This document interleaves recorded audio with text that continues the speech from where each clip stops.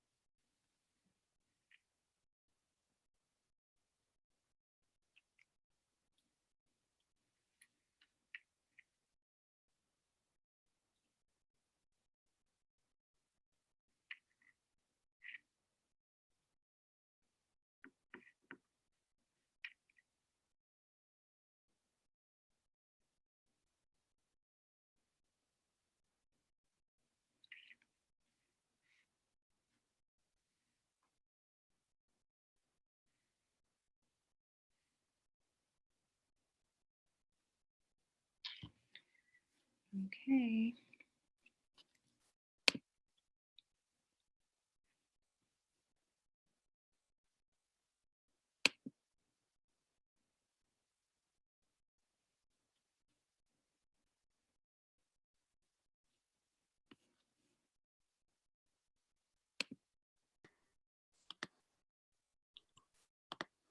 Hi, LJ. Hi, Varghese. How How are are you? you? I'm well. Excellent to hear it.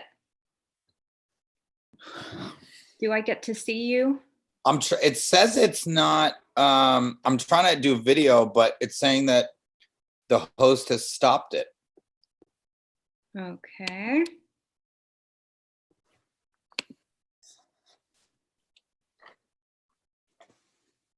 Jason Mastering.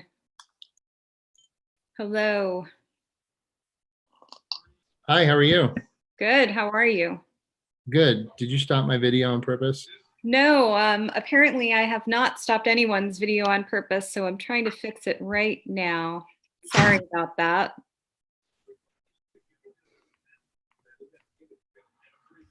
No problem.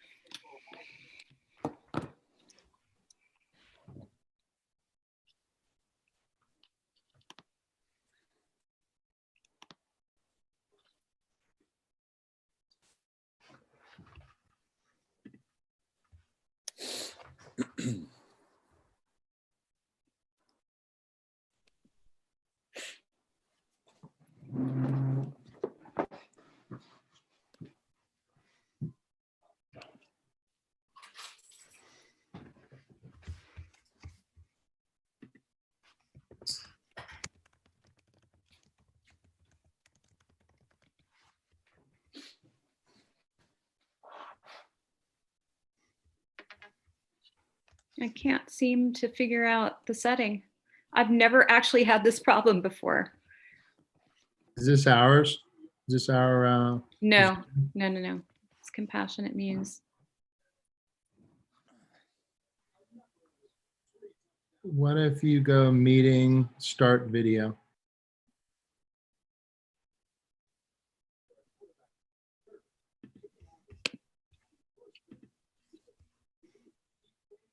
Or go view, manage participants. I don't see what you're seeing. Are you on the app or are you on I'm on my laptop. using the app or out of the web? Out of the web. Oh, that could be the issue. You think so?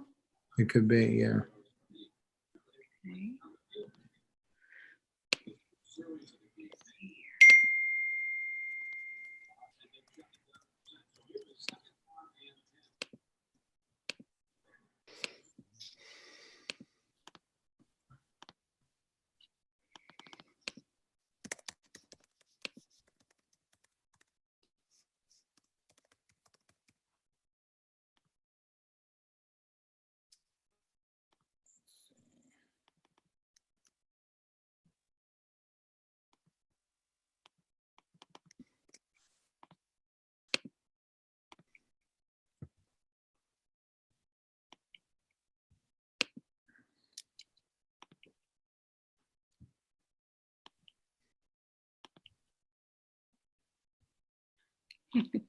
Thanks for everyone's help. Hi, Valerie. Hi, Jeanette. For now, yes, everyone's muted until I can figure out what happened with the settings. So originally I logged in from the web and thought that that might be the issue. Now I've logged in through the app and I'm still having the same problem with the settings for allowing video for the panelists. Panelists, you can hear me though, right? Jason, Josh, Varghese, you can all hear me? Yes. Yep. All right, I can hear you too. That's good. LJ, one other thing, in the app, go up to the upper left-hand corner, zoom.us, go down to switch account and see what it brings up.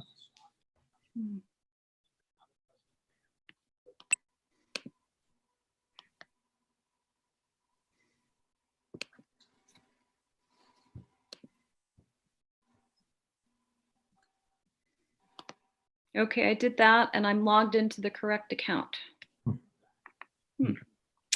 Very strange. Okay. Oh, I did all this testing and it's still, unfortunately, not where we need it to be.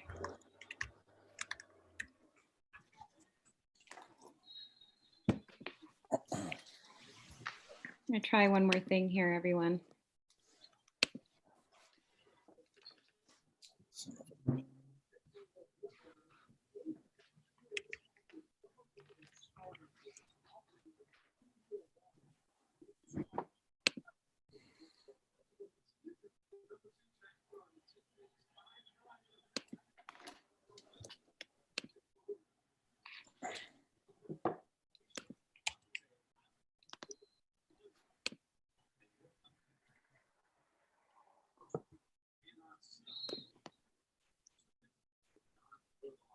Yeah, I don't think it will let me change any settings while it's live at this point.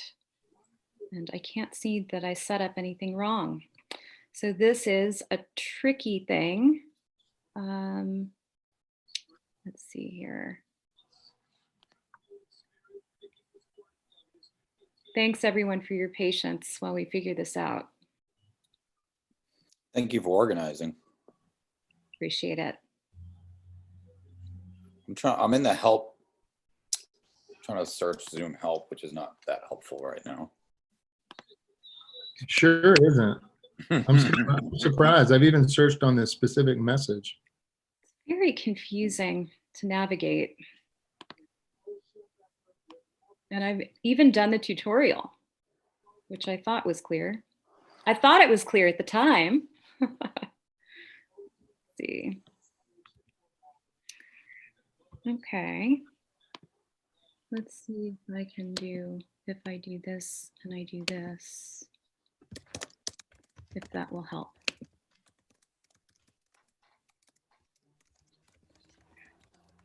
How about now, everyone? Anything? No. I'm gonna go off and come back in. Oh, that's a good call. Yeah, I'll try the same.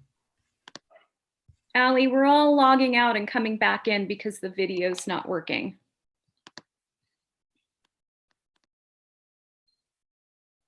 Thanks again, everyone, for your patience. We should get started shortly.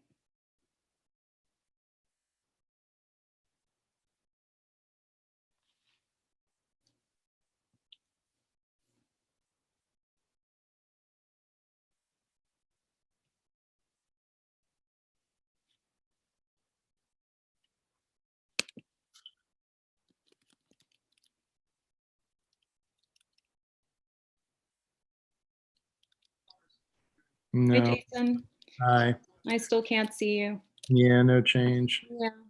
All right. Well, I think what we'll do is this is disappointing, but rather than ending the call, since we're all here together, I think we should just proceed as though this was a phone call with a chat room and make the best of it.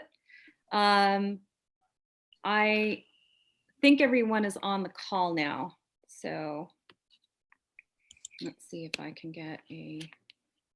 Hey, Ali Shaw. Hi, Jason. I did oh, you can't see me now. I thought you guys could see me, so I realized I got to do a hat change, but I got my show clicks hat on. Nice. That's personally sent to me. I guess we can't do video. It says you can't start your video because the host has stopped it. Yeah, we're running into a tech challenge. You guys are like tech people. You can't figure this out. I know, right? So funny. Yeah, I followed all of the directions that they gave me, or so I thought, and I thought I had it set up perfectly. I tested everything and it looked like it was all working in advance. So, sorry about that. I think what we'll do is we'll just proceed as though this was a phone call with a chat room. And if that's okay with everyone, does that feel okay for now? And then we can try this again.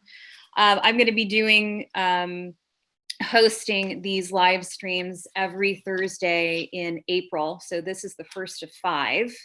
And so there will be many more opportunities for me to, do it again. And I'm hoping that take 2 will be exactly what we need it to be. Does everyone feel comfortable proceeding, or? Sure. One other thing you could potentially try making me a co-host, and we'll see if I could override it while you continue down that path. Okay, let's see what I can do here.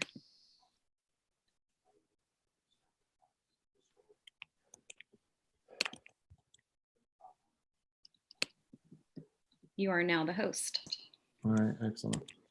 Let's see what we can Thank do you. there. All right.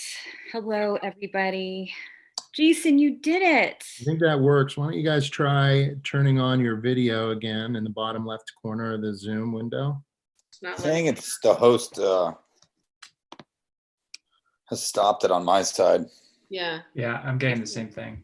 Maybe if I make you each hosts. That's right. Okay. So Jason, that means I have to stop making you a host. Not a problem. All right. It was fun while it lasted. I know. Short-lived. Good seeing you, Jace. Yeah, thank you.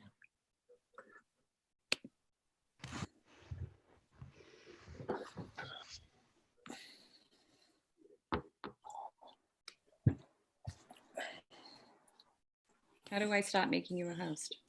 Hold on. I'm just going to make Josh Oh. we're going to start with Josh. I just made him a co-host. Josh, why don't you give it a try? It's still saying I can't get on. Well, why don't we maybe introduce ourselves or something in the meanwhile? Yeah. So Allie, why don't we start with you? Allie Shaw, Monkey. Manic Tell us Monkey. a little bit about yourself. Well, I'm the CEO of a company called Manic Monkey, and it does several things.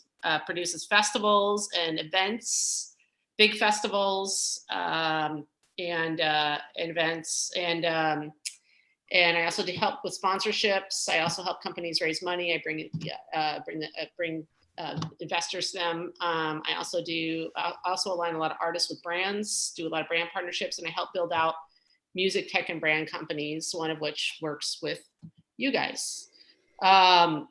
And then I'm also on the board of directors for 2 nonprofit music charities, one called Street Relief and one called CharityBomb.org. And that's kind of, I guess that's the music journalist. So the other few things in there that I do. Yeah. A wonderfully long list. And how long have you been in the business, Allie? Well, off and on. I started writing for MTV when I was in college. I wrote for them for a while, and then afterwards, I kind of got out for a little bit, and then I got back in and started a music magazine that I ended up going national. So I guess technically, I would say maybe kind of the late 90s, early, late 90s is when I kind of was really getting into, like early 2000s was getting into the music industry, being still in college. And then kind of really advancing from there. So I've been full-time in the music industry since 2004. And where are you based? I'm in Los Angeles. Los Angeles, thanks. Yeah, it's great. Thank you for joining us today. I really appreciate it. You're welcome. Very cool to have you. Varghese Jacko. Hi there. Tell us a Hi, little everyone. about you. I am the co-founder of City Farm Presents. We own several brick and mortar venues in Brooklyn, the Bell House in Union Hall, and as well as we produce festivals such as Summer Series and a Brooklyn Podcast Festival and a culinary fest as well. I've been in this space for about 15 years. I imagine like some of us, it's been not the most linear path, but it's been full time in my heart. Obviously, it's always good to find your passion and lean into it. So I've been blessed. It's a very challenging time. So I'm happy to be here and have this conversation. Thank you so much, Verghese. It's really great to have you. Thank you. Jason Mastrine, welcome. Yeah, thanks. Thanks for putting this together, LJ. I had such a busy schedule today, out and about. I had some plans to go bowling. I love that. Just kidding. Name's Jason, and I work with LJ at Patron Technology. She and I have come across each other more than once in the ticketing fields over the past 15-ish, almost 20 years, I guess. Got into it in the late 90s, I got into artist ticketing in 98 and started with jam bands out of Colorado, like the String Cheese Incident, and helped ticket the first Bonnaroo and the first Jam Cruise, and have kind of been in the software side of the business for a while. I also manage a number of emerging Americana acts, Mipso, Lindsay Lou, a band out of Ireland called We Banjo 3. And that's my deal. Thanks, Jason. Awesome to have you here. Glad you decided to make it instead of go bowling. Josh Antonuccio. Josh Antonuccio, can you tell us a little bit about yourself, please?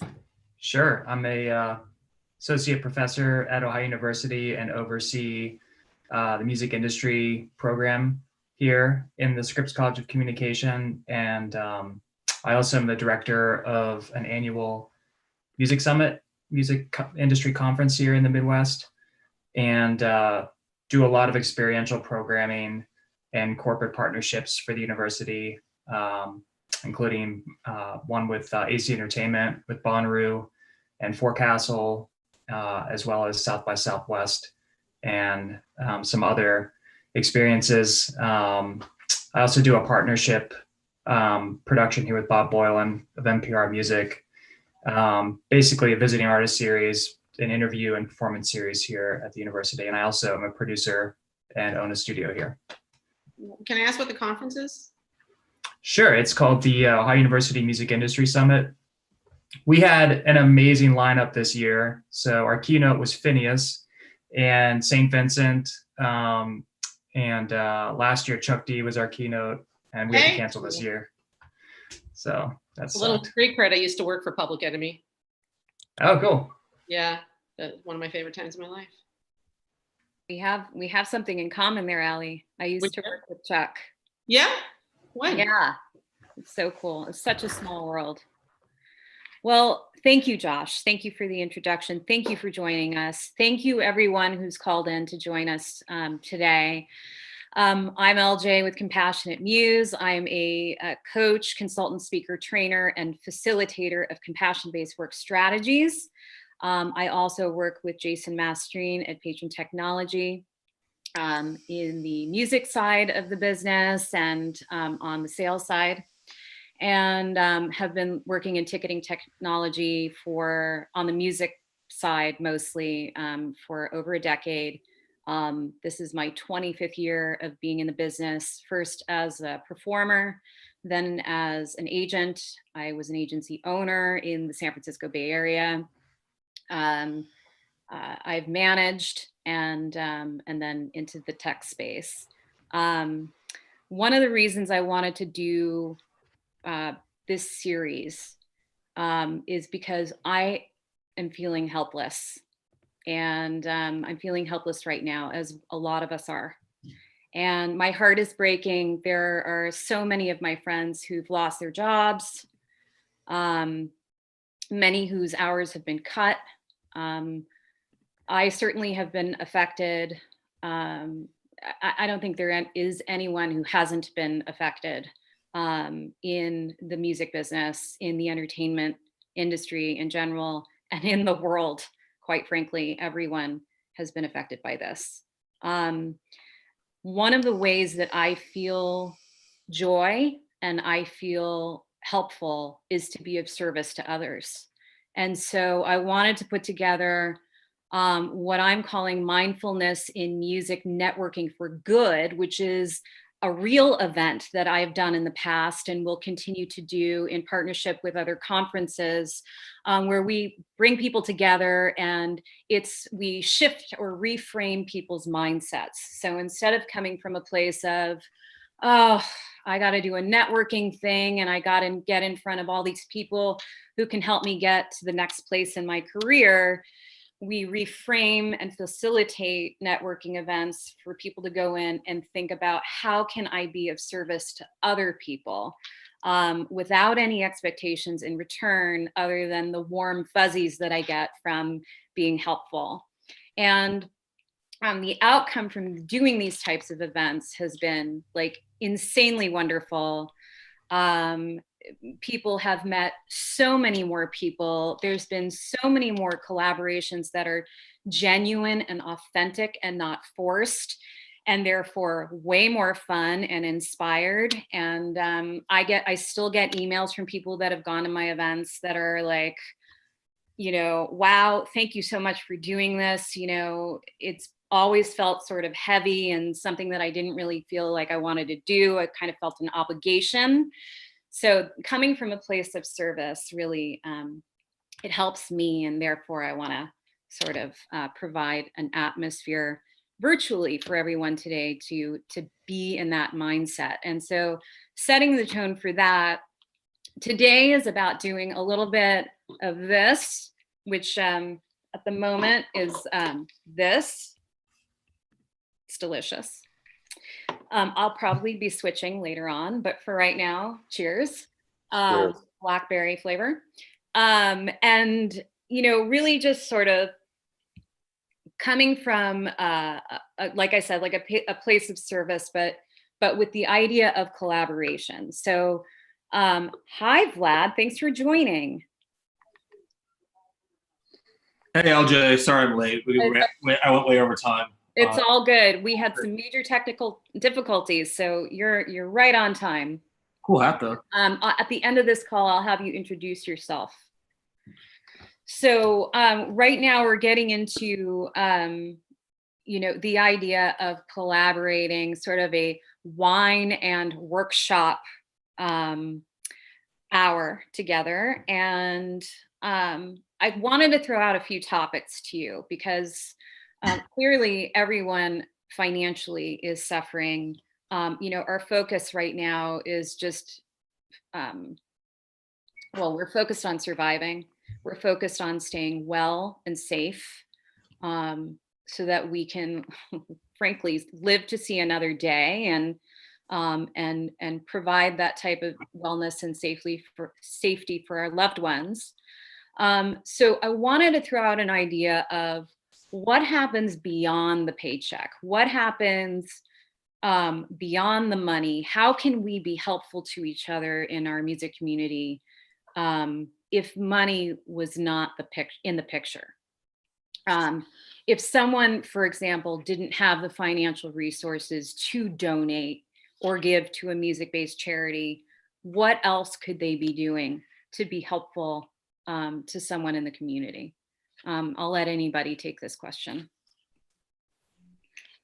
Well, I think that, first to write off, there's many ways to be helpful in the community. A lot of people are doing, a lot of, performing right now, raising money. Obviously it's a weird instance where the artists right now are suffering a lot and not having income coming in, and it's certainly, obviously a lot of the industries are hurting. But performing is great. There people are getting together, festivals, helping raise money for the, people in their certain towns, helping for musicians in Nashville, helping for musicians in New Orleans, getting together performers that can do that. I think that there's a lot of ways to be creative. Just look at what a lot of the other people are out there doing, honestly, to help. Even if you can't help financially, there's ways you can organize something and you utilize those contributions in whatever way you want, or reach out and help other people that are organizing or doing other things like that. That's my first thought of going through things on what people can do without financial resources. Yeah. Yeah. Love that. Organizing and facilitating is huge. And I feel like I personally can get behind that, Allie, because that's something that I know I can do. Josh, I know that that's something that you do professionally. Do you want to take this question and run with it? Yeah, I mean, I think a lot of it is trying to be as much of a facilitator as possible for people trying to make connections for people that, like in our community right now, a lot of people are, as was mentioned, like doing online performances, setting up Venmo usernames through that and letting people donate. Like Bandcamp, we're basically shutting down fees for a day and allowing people to make donations directly to artists. So, those that still have the ability to support should do it. In our community here, like in the restaurant business, they're only able to do carry out. So doing things like buying advanced gift cards and going up and just even buying as much in advance as you can just to help people to get by, because like our economy here and as a college town, it's very much like a tourist town. And so with, in the state of Ohio, like in other places, they've shut down the campus effectively. So we've moved to all online classes. So as much as possible, trying to help, as businesses are trying to navigate without being able to have people even come in legally, because it's all been non-essential shut down. As far as like assisting, I found just with like my students, a lot of it is just trying to be as available as possible because they're all navigating so much, and trying to just assist on any level I can. I can't do that financially, but what I can do is try to facilitate to as many resources as I have access to, and just try to help to navigate along with them and to really show empathy along the way. Mm. Yeah, I want to expand on that. I mean, like what he was saying about the resources, there are a ton of resources becoming available for almost every industry. Like even now, Live Nation is getting together a fund to help music crew that have lost income. You've got Music Cares that are helping out musicians and industry, including people like myself and other people on here that may be freelance workers that have lost income due to this. Sweet Relief is also doing the same thing. And in fact, I'm actually in the process right now of getting together, because I'm a talent buyer. I'm also getting together and booking the artists. We're going to do a Sweet Relief festival. We're getting that together now. So we can help raise money to get more musicians and industry money, right now. In the restaurant, there's a whole hospitality relief fund that they've just set up. In a bunch of other industries, obviously there's a lot of resources. You just got to get out there and look for them. And then again, if you're a musician as well, there are still ways for you guys to make money online. I don't know how many musicians we have or where we are here, but there are alternative things too, like Twitch. Artists are making money on Twitch right now, and it's a great way to really get a good following. Now is the perfect time because basically everybody's just sitting at home binge watching things, or I'm sure everybody's seen the Tiger King and everything else, but while we're doing that, we could also be doing things like getting on TikTok, about getting a following, doing music on TikTok and on Twitch, because these are things that can also help raise money for you and also gain you a following. So when we are able to come back and perform, you have that thing that's there. Stage It. I used to work for a company named called Stage It. And they are a platform in which you can perform online from your computer anywhere. It's more of a stripped down show. So you basically film from your computer, probably in your living room, more than likely. And you can charge ticket prices. There's a tip jar. People can chat with you or contribute to the chat. It's a great, you can also put a donate button for other charities that you may want to be involved with. So there's donate buttons for different charities that are there in case you want to raise money for a charity. But it's also a great way to, and right now Stage It is giving back 80% of all royalties to the artists. The only money they're keeping is for operating expenses. So it's a great way to really keep a lot of your proceeds, and maybe organize something on there as well. So like I said, yeah, I mean, and then, being mind, kind of looking out for those resources of what's available. There are funds readily, available right now that you can apply to in all kinds of industries, not just music. Thanks. Yeah, just really just like, look, I threw out a link, like our Columbus Music Commission did a really good job of aggregating all the resources, some of which you just mentioned. But if you know of people that are looking for a good site to go to, some of it's Ohio specific, but a lot of it is national and mentions and has some of the ones that you just mentioned there. Thanks for the link, Josh. That's great. Varghese, how Yeah. do we help venues right now? The venue sides, it's interesting because it's made us a lot. I mean, personally, I've always, being that our revenue is generated by sponsor and booze sales, alcohol sales, I've always been super sensitive to my team and their ability to make money. And so even doing the outdoor show business, if it rains, I'm feeling that pain because my bartenders and my barbacks are feeling that. So now we just furloughed off, myself included, about 100, our entire staff, so that's 150 people. And so the music side is definitely this is kind of where you see that our industry was a bit of like the canary in the coal mine, kind of where you were seeing it hit us first. I was down at South by, or what was to be South by, and just kind of witnessing that city kind of do the pivot and figure it out was really eye-opening. So from the brick and mortar shops, it's a challenge because all of our shows are getting pushed, and obviously the math is that we're trying to reschedule versus postpone, so that way we can kind of make sure that we can hopefully be sensitive to those less sensitive rather to those refund requests. But personally, it's been something where I'm usually such a problem solver, but just to kind of go back to your question of how we help, I found myself personally, there's just been a deluge of information that's constantly shifting. And so, my first gut reaction was just to kind of try to compile information and try to share it with people as much as possible. I mean, even in my own household, my wife is employed at Victoria's Secret on the corporate side, and so she's gainfully employed, so she's got less of a perspective of kind of what the events business and people that are a bit more at risk.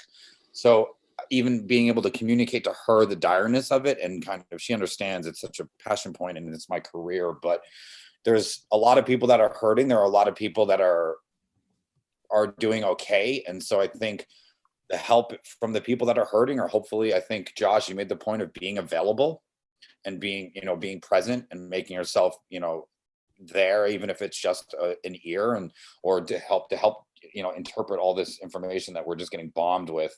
And then from the other side, just hopefully reaching out to the people that are doing better than others, and not necessarily looking for a handout, but just letting them know it's like, hey, in New York City alone, there's about 1 million hospitality workers that have lost their jobs. That's just in New York City alone, and that's just hospitality, much less the 250,000 of event staff workers that do all of the that work as a 1099 contractor. So it's been a really big challenge to navigate because there's no protocol for this.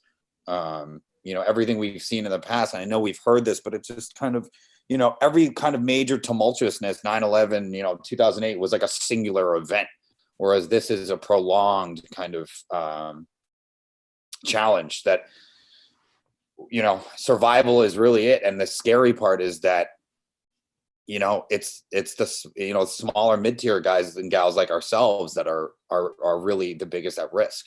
And so we've been around for 10 years, and so we have a bit of a war chest, but I without, just off the top of my head, I can see going 6 months maybe, but you're talking beyond that, and it gets pretty dire.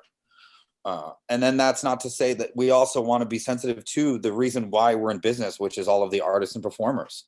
And so making sure that we're of service to them, and making sure that we're doing our best to reschedule those dates and keep them in the conversation, and making sure that we're disseminating that. We did raise, I'm very proud to say, we did raise about 30 grand for our staff at City Farm. So that was great. And it's these small little things that I think hopefully can aggregate into a greater whole, like tip the delivery staff people. We're seeing, definitely a consciousness, a forced consciousness that's arising. And so just how we're kind of processing all of it and reacting to it, I think hopefully it's out of service. And LJ, really hats off to you, because I really have kind of gotten that inspiration from you, where it's how can we be of service to other people? I think that mode, the goal, I hope would be that everyone's thinking that, regardless of whether or not that they're hurting or not. And I think with together, that's the only way we're going to get through this. So it's so financial based, but I think if you can't contribute that, then I think, that personal availability, and hopefully just sharing of whatever knowledge and, love that you have. I know that sounds really wishy-washy, but that's what's popping around in my head. I love that, Burgess. And I so appreciate you taking the time to share that. And I'm so sorry about your job. I hope it comes back tenfold, and I hope it comes back sooner than later. Right. Yeah. Thank you. Thank you. Jason, on the artist side, what sorts of conversations are you having in terms of managing these artists now? And obviously touring's off the books or deferred. What does that look like from where you sit? Well, I think fortunately with the artist that Hatchery 17 represents, there's not a ton of touring overhead. We certainly did lose out on revenue very quickly, for the months of March, April, May, June, probably July. But fortunately, like I said, there's not a ton of overhead there, and their war chests were deeper than they've been in the past. Fortunately, they've had some recording success, We Banjo 3 and Mipso, so that money continues to flow despite streaming being down a bit. Others like Lindsay Liu, she has taken it upon herself to start doing her streaming thing, pinning her Venmo and pinning her PayPal.me link. And she's doing fairly well for sitting in the house, and not getting out. Arguably, her net might be better right now, at least in the short term, than it would be if she had the expenses associated with touring. We're, as a management company, for those, for the artists that are not like Lindsay, where she just does it on her own, we're getting them actively involved in streaming, but we're trying to create a palette of different offerings, which I think from a texture perspective provides some connection to the between the bands and their fans, which I think is what people need right now. Like I said, we're not seeing a whole lot of streaming activity, but we are seeing a lot of people tune in to the one-on-ones, where with We Banjo 3, we've got Martin doing Mando Mondays, and Enda's doing Wenda's Day. And we're getting kind of specific with them, and giving fans an opportunity to get to know their favorite bands in a different way. I'd say, getting back to the venue question that you had brought up to Varghese, the venues are in a bad shape. The virtual tip jar doesn't work very well for a venue. Right. And certainly, the venues are doing what they can to help out their employees, their contract workers primarily. But who's supporting the venues? One of the things that we're doing from the artist perspective is, in these personalized streams that we're doing that are more about talking and answering questions than they are about performing, we're beginning to host some of the venue promoters and the producers that we work with, and giving them an opportunity to tell their story to our fan base, to our client fan bases. And there are cases where we're actually taking a percentage of those proceeds and sending it back to the venue. Now, is that going to really move the dial? I don't know necessarily, but I think that we have to just take care of each other with what we have available right now. And if what we have available is a platform to tell stories, then I think that's a start. It's just being human with each other. I love that, Jason. I really do. I honestly, March, lots of people are saying this, so this is not a unique thought, I know, but March has felt like the longest month of my entire life. And I will also add to that this industry has been more creative in 1 month than I've seen in a really long time. And I think that is such a testament to our resilience as a community. And I think we still have a lot more that we can do and explore together. And maybe we can do some of that. Well, we are doing some of that here today. these types of conversations, I think, they're really important because when our hands are tied financially, or we have less to be able to share and distribute, what else can we do? How else can we be generous? Can we offer words of encouragement? Can we be generous with our time? Can we barter? And also, what does self-care look like in all of this? I definitely wanted to bring that up on this conversation today, as we are all calling in from a place of shelter. Vlad Ginsburg, hello and welcome. Hey, Vlad. Hey, Jason. Good to see you again. Yeah. Nice to meet you. And thank you for the warm intro, LJ. I would like for you actually to give a more in-depth introduction of yourself and just sort of bring everyone up to speed on where you are in the industry, what part of the industry you're in, and maybe take the conversation into a place of self-care balanced with work care, if there is such a thing right now. Yeah, sure. Nice to meet everyone. I'm Vlad Ginsburg. I'm the CEO at Block Party, which is a blockchain-based ticketing and event assets company. So the company got its start as just a primary ticketing platform for live events, with each ticket being a token registered on the Ethereum blockchain.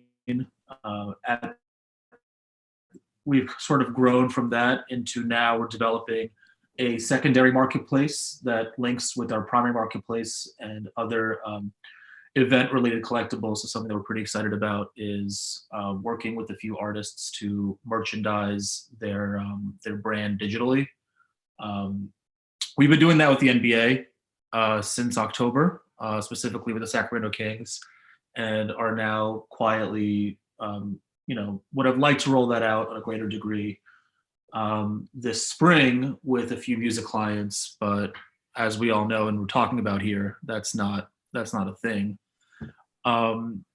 Something LJ, to answer your question, I mean, part of, we're a service provider, and we signed our first exclusive venue contract for a new New York City venue that was set to open on May 2nd, and having, and that was they're going to open their doors for the first time on May 2nd, and having the conversation with that venue owner, it's it kind of feels like Groundhog Day, right? Not only with being cooped up in the same house every single day, but it kind of feels like Groundhog Day having the same conversation that's kind of heartbreaking over and over and over.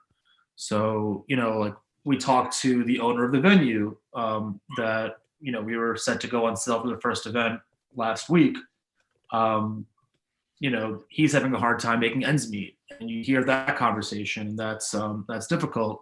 And we've heard, with some of the EDM artists that we're working with, who are now just pretty much at home making music in a studio until their management gets back to them with whenever their rescheduled dates are. So it's actually pretty tough to hear the same tough conversation from somebody struggling in the industry over and over and over and over again. And yeah, so how do you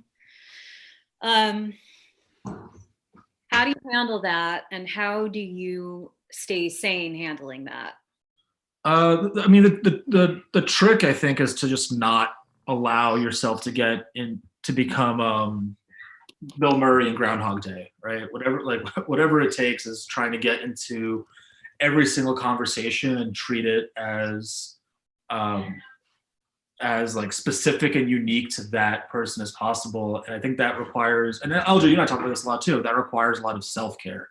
Like, try not to have that conversation stacked back to back to back to back. If it means like getting outside, like taking a walk, doing a workout, doing some kind of breathing exercise, but try and just like wipe your own slate clean prior to every conversation, and just, see where there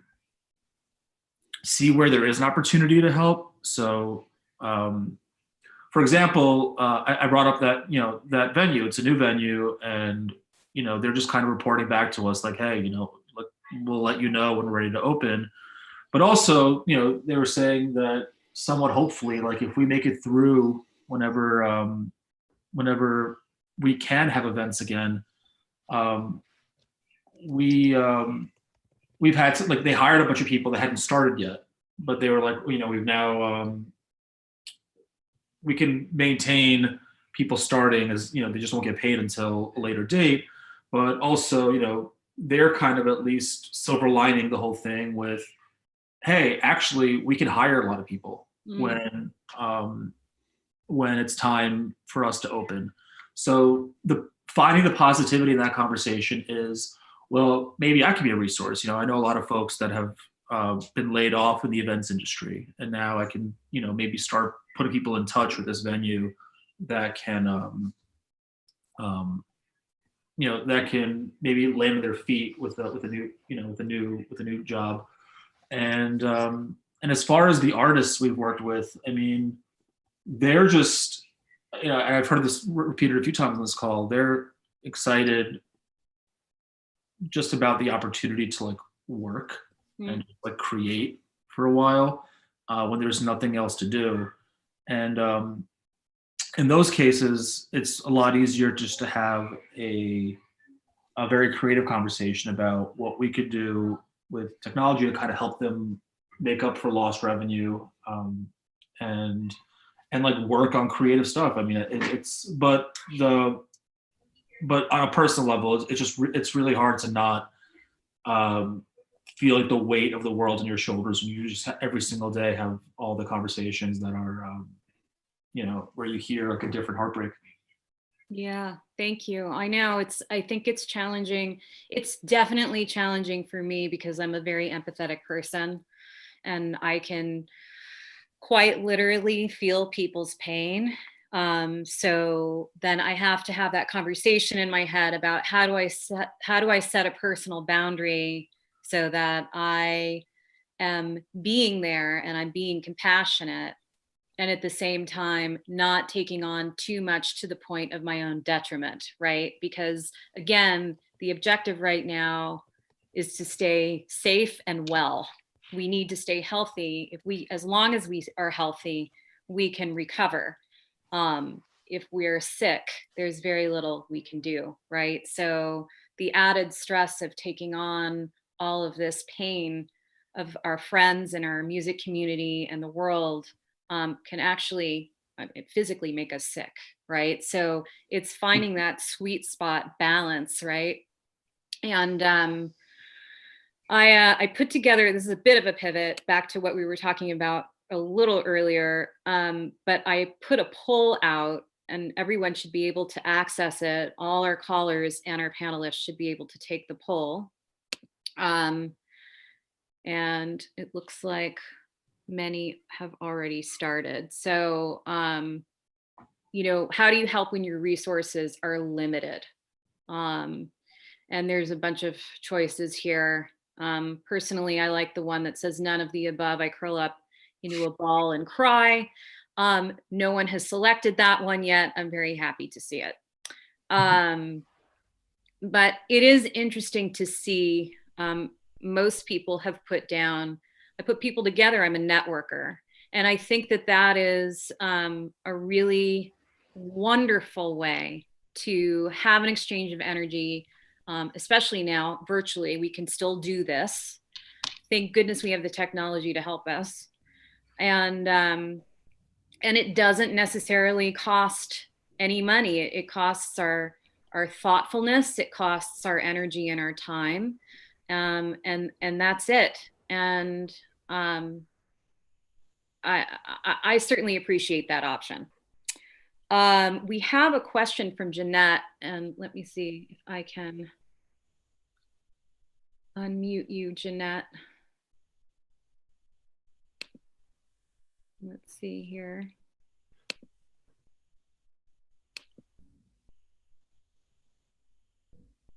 Jeanette, can you say something so we know that we can hear you?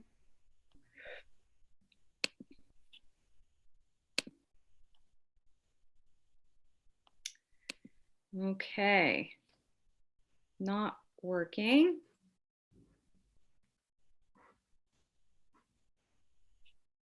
Two messages.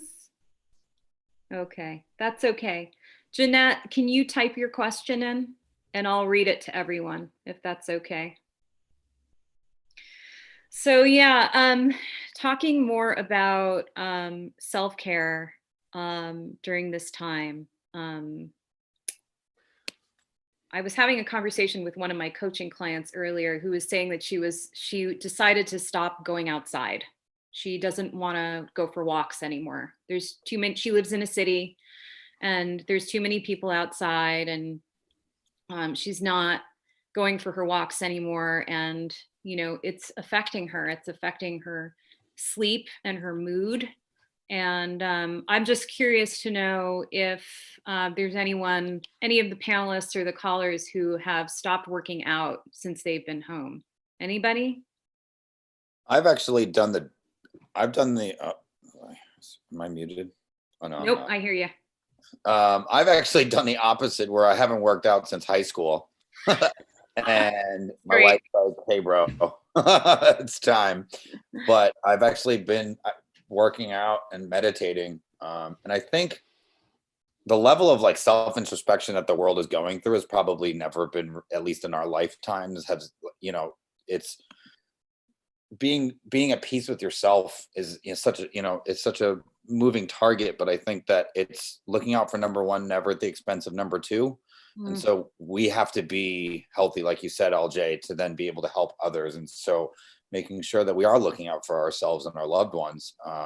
And with this kind of quarantine, sitting staring at the walls, you know, will drive you bonkers if you know, you can't go into your head. And I'm guilty of that, you know, in the sense that I'm typically out and about and bopping around and having conversation, having that the space to be able to be at peace. And if that's meditating, working out, you know, whatever that is. But personally, yeah, I've been doing a lot of sound meditation, which there's been a plethora.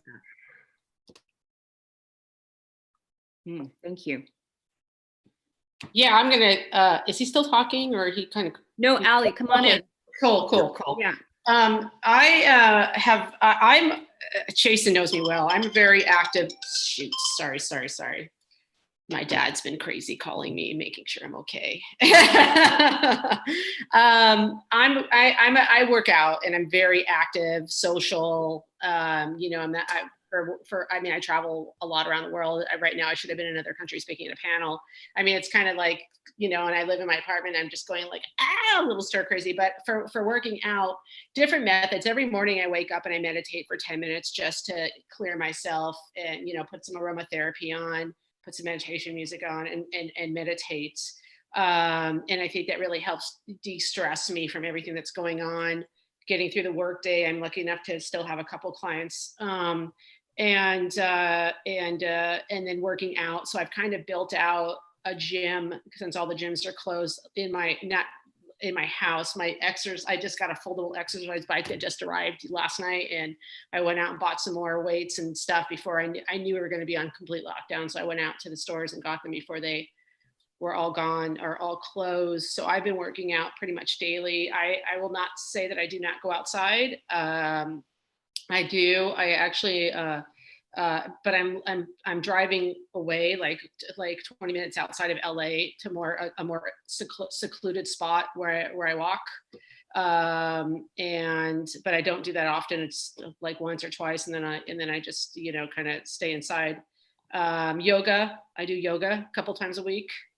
And I spend a lot, and just to not get into a bad mind frame, I've actually been staying pretty positive.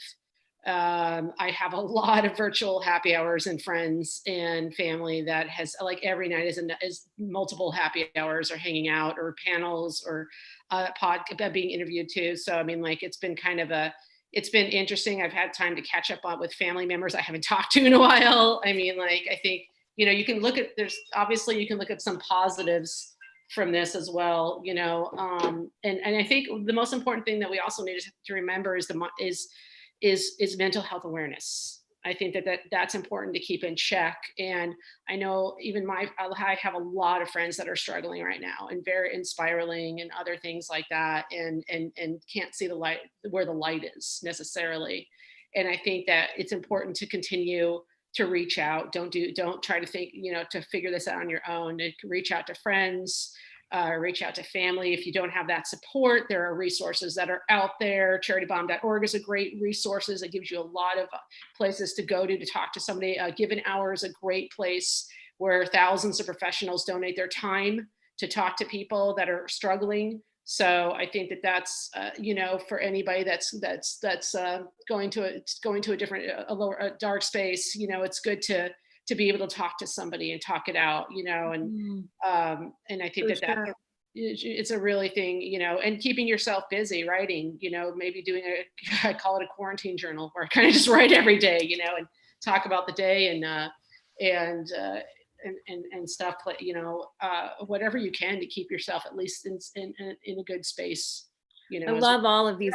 We are all going through this together. It's not like, oh, I can't understand what you're going through. You know, we have a lot of different things out there. Well, I can't understand what you're going through, but I empathize, I sympathize. Well, guess what? We are all going through this. We are collectively as a global property going through this together. There's not one person that's not going through this. So, I mean, we all can understand. I'm here, you know, like anybody ever wants to reach out to me, you can find me on Facebook or manicmonkey@gmail with 2 E's. You know, anybody needs to talk or anything like that, I'm here too. Thanks, Allie. Would you please, and the rest of you, would you please take a moment to drop any contact information that you would like to share with our callers? If you could drop that into the chat, that would be really helpful. Allie, I love just the fact that you leaned on the importance of connection and all the ways that we can do that. We can connect with ourselves through journaling, through yoga. We can connect with others through happy hours and calls like this, and panels and workshops, and just picking up the phone and reaching out to check in, right? And making sure that people are. Well, I think it's really important. People, you know, there's a lot, you know, when you get to a different headspace, you kind of just want to sit and do it on your own, but it's not that doesn't help. You know, I think that talking to friends and working through it, and also hearing about what your friends are going through, they're going through similar experiences. So, or your family. So, I mean, it's important to just kind of, you know, reach out, you know, don't, unless, you know, like I said, if you don't have resources, there are other like friends or family, there are other, or you don't feel comfortable, there are other resources to help you online. Thanks very much, Allie. Yeah, let's see here. We've got a couple minutes left. I am okay to go over a few minutes if everyone else is, or if you have a hard stop, please just let me know. Does anyone have a hard stop? I'm good. I'm good. Awesome. Okay, thank you. No bowling, Jason? What is that? No, I was asking if there wasn't any bowling on track. Oh yeah. I just canceled the bowling. It's tomorrow. I love it. You know, a lot of people are talking about meditation. I find that many people like to talk about meditation. They like to talk about mindfulness. Not so many people like to practice it. It's really hard, and it takes a lot of discipline, and it involves, you know, being with your thoughts. Gross. Who wants to do that? And, you know, it has shown to have so many benefits in so many areas. But for the sake of this call, just stress reduction and having peace of mind. And I do teach meditation, everyone. So I'm going to take a couple minutes right now to share with you a very basic meditation that I do still after all these years throughout the day.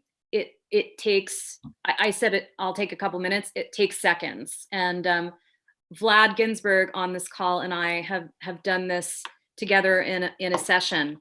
But I'd like to share it with all of you. And it's just called breath counting. You close your eyes, you inhale through your nose, and you exhale through your nose, and that's 1. And then you inhale through your nose and you exhale through your nose, and that's 2. And you do it until you count to 10. And if you notice a thought coming up that's interrupting your counting, you just notice it and then you let the thought go and you come back to 1. And you just see if you can get to 10. And if you do get to 10, which frankly, when your mind is really, really busy and noisy, getting to 10 is pretty hard.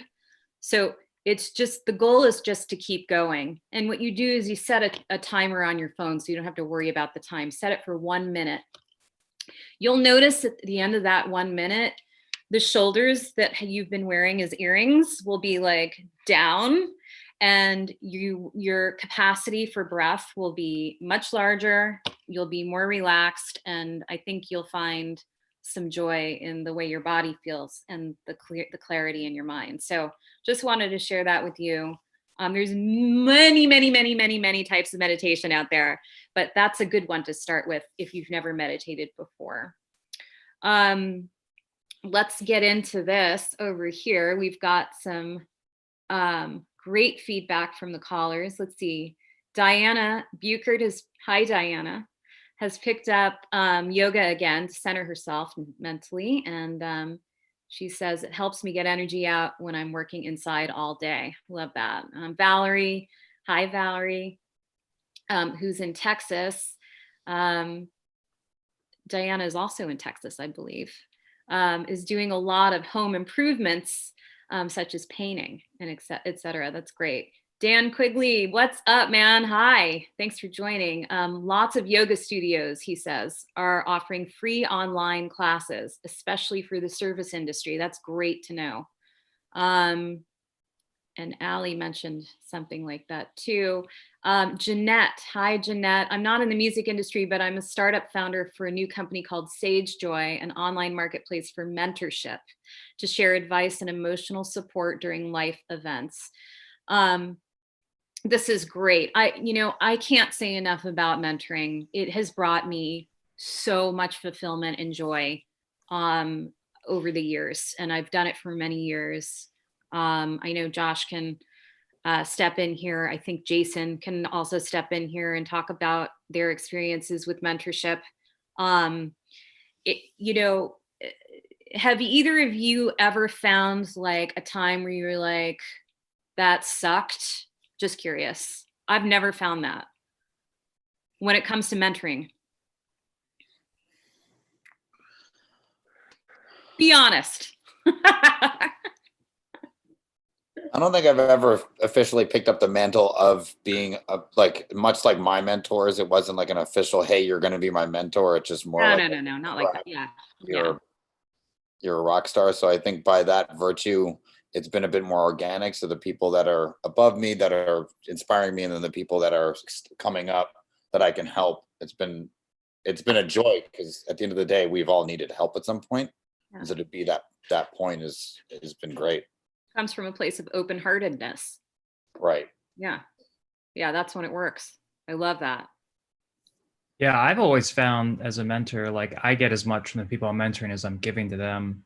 I love the give and take that kind of exists there. And, kind of back to what somebody was sharing earlier, I think that's one of the ways that we all find our way through this is by, self-care is the first step, but there's also the aspect of community care.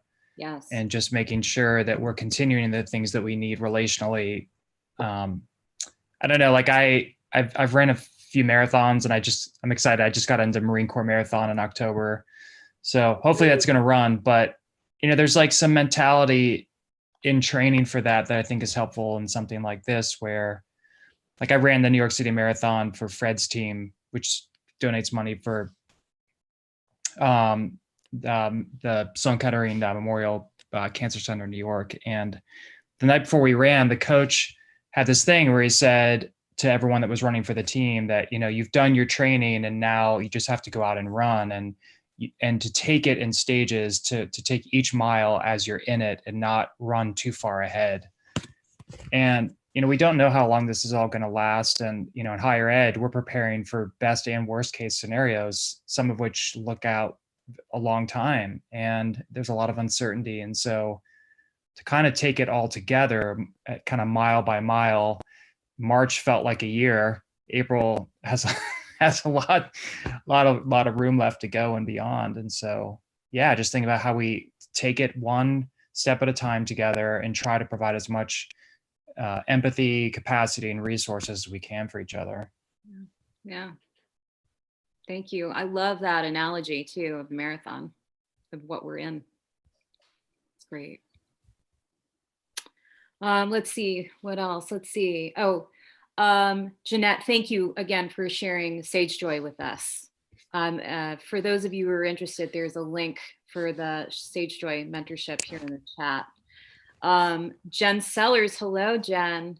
Virtual happy hours and FaceTime dinners have been really helpful to me too. Just seeing the faces, checking and venting. Absolutely. Jason Wallace says, I appreciate all you guys.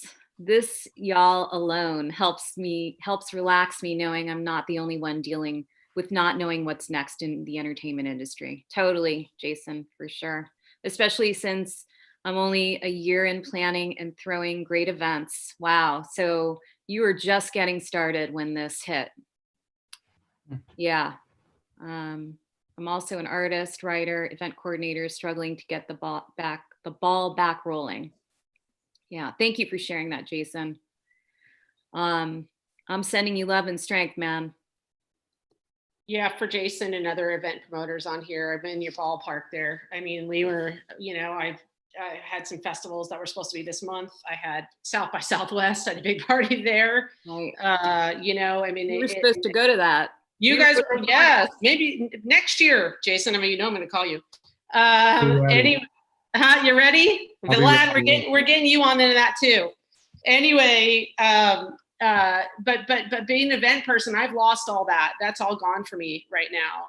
I do have an event in September, but we don't. I think the unknown is, that's another thing we could sit and spin about. Like, how long will this go? We just, sadly, we're like, oh gosh, we're at 1 million cases now. I mean, like that's a real number, and that's crazy. And it's just started. So I mean, like, we don't know. But the thing about it we can do is try to stay as positive and healthy as we can by, doing the things, staying inside. Look, I found Lysol yesterday, and I felt like I had found the Holy Grail. I kid you not. I was like, I'd never been so happy because I haven't found it in weeks. And I was like, what? How did they miss this? And so I took it. And I was like, yay, I took pictures. I sent it to all my friends. So, I mean, like, it's crazy the things that we're excited about now this time. We're excited about toilet paper, sanitizer, Lysol, N95 masks. This is crazy. It's a surreal world that we are now living in. Yeah.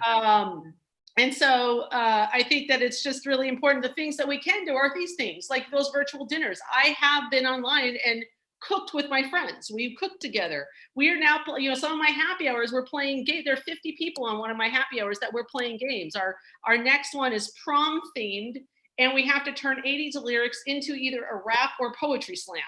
Like, there's all kinds of crazy things that are going on inside. There's fun things you can do with Zoom, like putting in your own virtual backgrounds. Facebook, you can do special effects. Like, there's still ways to, and writing and all the other things that are out there to at least try to stay in touch. We can't see each other, but there's ways to stay in touch and feel like you have somebody. It's for people that live alone, that don't have families. Also getting a plant apparently is a big help. Having a plant in the house, or adopting a dog or a cat, or or sheltering a dog or a cat or something during this time too. There's a lot of different options out there for not feeling alone. I love that, Allie. Yeah. Thank you. Yeah, that's great. Absolutely. Yeah. Our cat has become my buddy. Like, I don't actually know where there she is. I just only have to look this way or this way, and she's right there. We're like connected at the hip these days.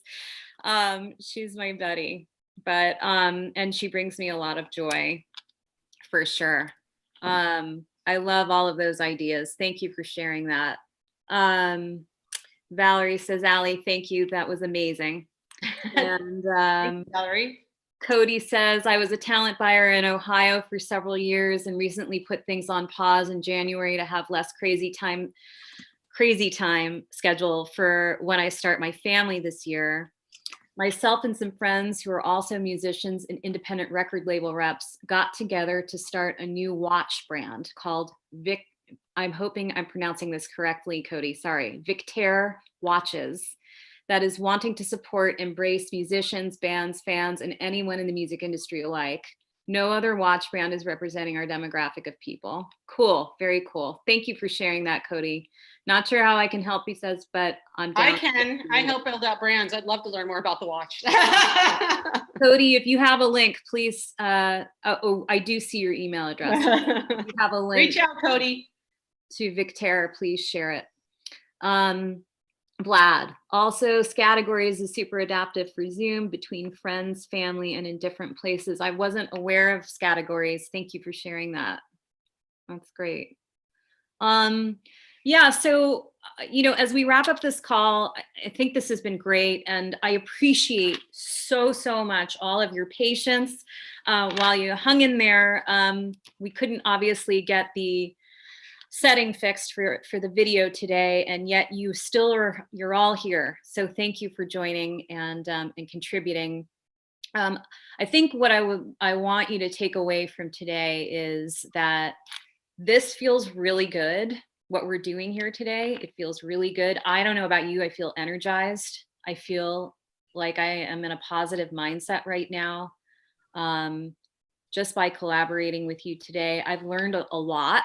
I've learned about some things I can do to take care of myself that maybe I wasn't doing before, and also a couple of businesses that can help our industry. More than a couple have been mentioned today. Thank you, Jason Wallace. And let's see. I don't know if I can send the poll, but I wanted to leave you with the poll. I think it's been completed here. So the winner of the poll is, in fact, I put people together. I'm a networker, and the runner up at 20, that was 67%. The runner up was 25%. I donate time. Oh, no, I'm skipping over. Sorry. I offer verbal words of encouragement and support. That's the runner up. And then in third is I donate time. It's great. I think all of these are really big.